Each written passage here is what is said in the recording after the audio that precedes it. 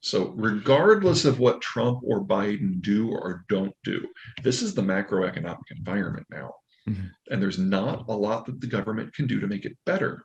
Oh, they can certainly make it worse, but there's not a lot they can do to make it better. And we were always going to get here. Well, Afghanistan has only been a country in time periods when every country around them has been in breakdown. As long as there is a Pakistan and a Uzbekistan and a Iran, you should not expect Afghanistan to be a functional state. So it's going back to what it was more or less in the 90s. Whether or not the Taliban is the dominant power over time, that is subject to all kinds of cross currents. I don't want to make a forecast on that, but it's certainly not going to be what we would consider to be a normal place. For the Middle East writ large, if you eliminate the administrative staff in Doha and the special forces in Syria, we're already gone. Mhm. Uh, Troops in Iraq, or there's a few there in an advisory role, but you're talking in the hundreds. We don't have anyone in Saudi Arabia. We don't have anyone in all those supply lines we had to get stuff into Iraq or into Afghanistan. Those are all closed down. So the Fifth Fleet is no longer hanging out in Bahrain. The French typically now have more ships in the Persian Gulf than we do. We're done. Uh, that's good and bad. For us, we're obviously like, woohoo, shale revolution, we don't care. And, that's exciting after 15 years of crap in the Middle East. But if you're anyone else, this is a bit of a problem because the Iranians and the Saudis have some very strong opinions about who should be in charge in that part of the world. And if the United States is not there keeping them separate or picking sides, I expect this to boil up into another crisis on a scale roughly similar to that of the Ukraine war. And while Ukraine going offline is bad for agriculture in so many ways, obviously the Persian Gulf going offline, even in part, is horrendous for energy prices.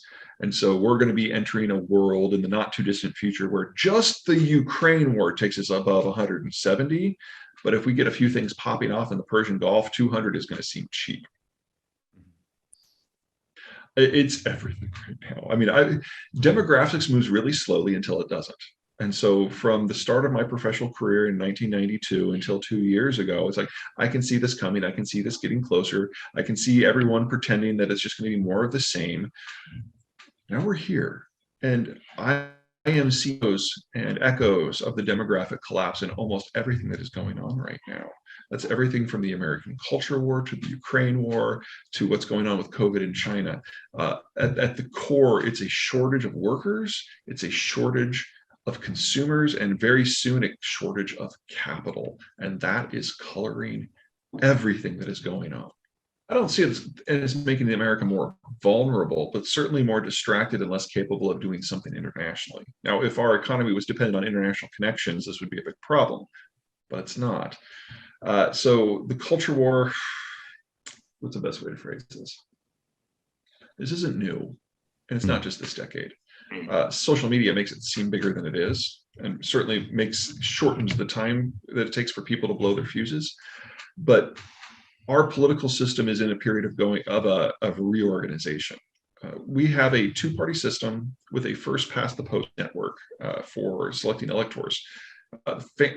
You take away the fancy word, and what that means is in order to win, you have to get one more vote than the other guy.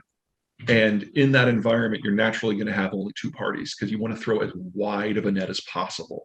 And that's why the Democratic Party and the Republican parties traditionally have been such big organizations tapping different factions. So, like on the Democratic side, you've got minorities, you've got college professors, you've got urban dwellers, you've got single women.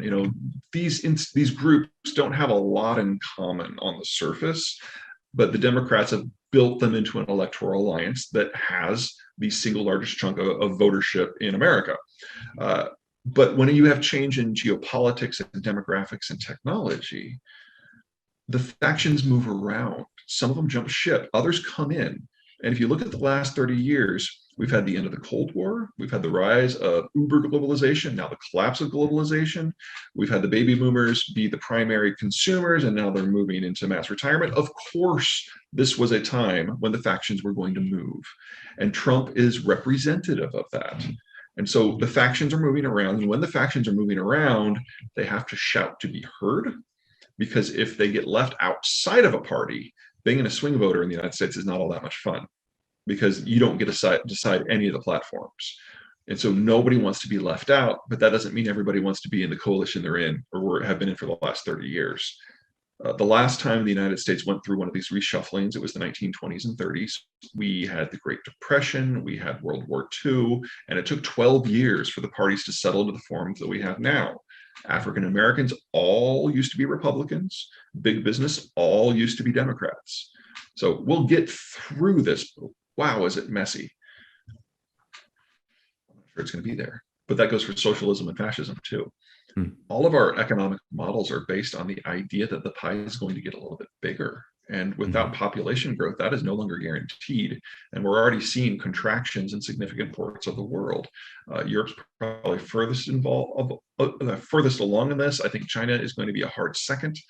And in a world where the pie shrinks, we're in a world of less, we need a new economic theory. Now, in North America, because of demographics in the US and Mexico, we are the place where that's least true. Our demographics are still aging, but we're not going to age into a situation of China or Germany within 30 years. It's more like 50 years, maybe. And that assumes our birth rate never comes back up, which it may. So we get to watch everyone else deal with this. And I know that sounds like all wonky and boring, but keep in mind that the last major conflicts we've had, the Cold War, the World Wars, the German reunification wars, economic theory was one of the big bases for all of that. And to think that everyone in the world is just going to figure out what the next thing is 500 years after this thing on their first try, I'm not that optimistic. How you manage an economy determines who is who in your society, and that is worth fighting for. So I can see us having conflicts internal and multi-state over how economics works now that we are in a world of less. Yeah. Well, sure. So the website is zeihan.com. That's where you can sign up for the newsletter. It is free. It will always be free. And we're doing all kinds of things right now because of the Ukraine war. And then, of course, the new book drops in June, and its title is The End of the World is Just the Beginning. We all need to get used to a faster pace of change, but ultimately, what is going to allow us to get through this is building out that industrial plant. So one of the things that I'm really impressed by the United States' capacity to do is not at the national level, it's at the state and local level of cities taking their futures into their own hands and going out and finding their own investors or building their own infrastructure or partnering with other cities and other states. We have a great record of doing that in the United States, and the communities that are better at doing that are the ones who are going to be able to write the future.